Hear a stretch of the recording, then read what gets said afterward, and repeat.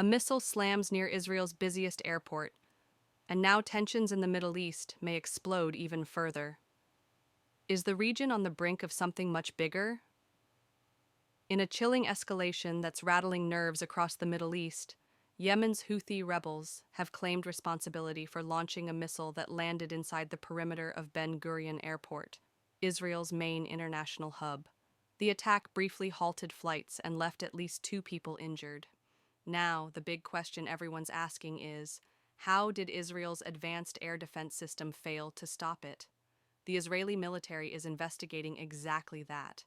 Their Iron Dome system is known for intercepting incoming missiles with remarkable precision. So this rare breach has sparked serious alarm and even louder threats of retaliation.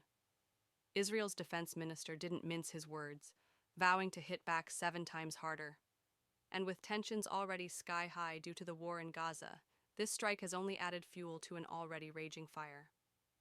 Just hours after the missile hit, reports confirmed that Israel's security cabinet is preparing to call up tens of thousands of reservists, a clear signal that a major military escalation in Gaza is on the horizon.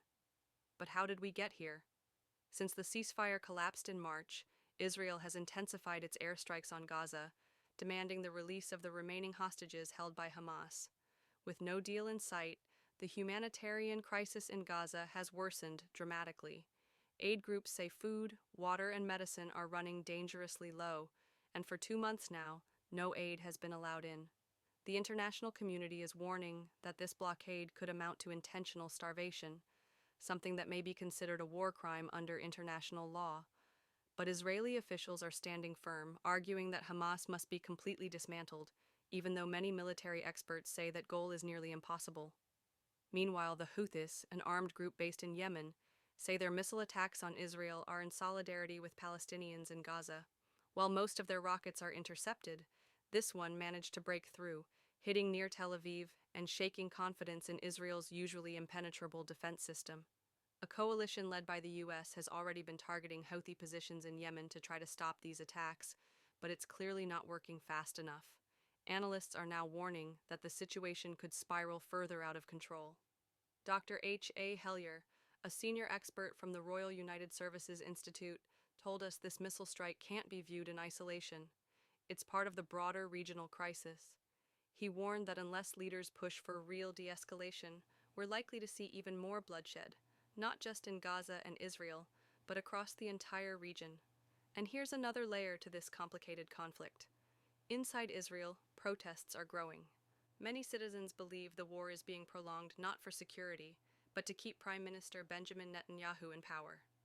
Critics point to the failed ceasefire attempts and Israel's rejection of a deal that would exchange all hostages for a halt in military action. As frustrations grow, even some former military officials are urging the government to end the war and change course.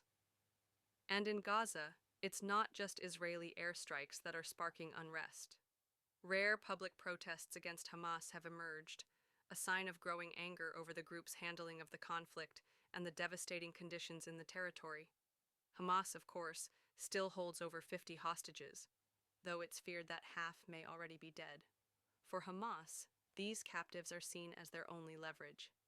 But Israel accuses the group of using civilians as pawns, all while allegedly pursuing a broader plan to remove Palestinians from Gaza entirely, something the government denies, but critics claim is part of a controversial relocation strategy.